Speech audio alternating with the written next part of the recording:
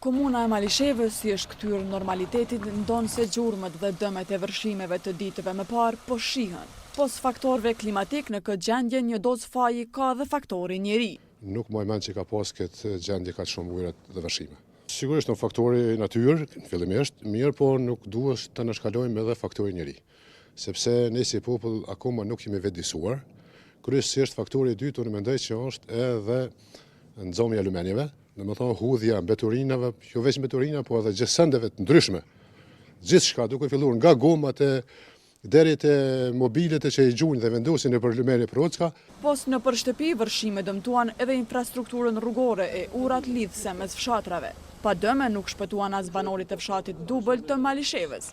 Një pjesë shumë e madhe kësajde i hudhin mbeturinat pa dashje, pa vende dhe ato janë si shkaktar për rritjen e nivelit ujit në dekit mos.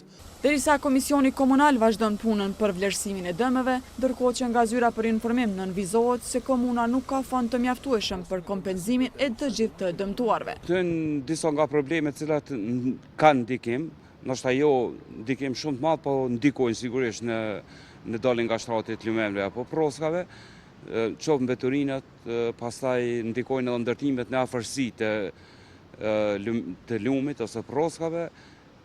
Mirë po duhet jemi shumë real edhe në këtë pjesën tjetër sepse rreshet kanë qenë të mëdha dhe sasia e ujit ka qenë e jashtëzakonshme.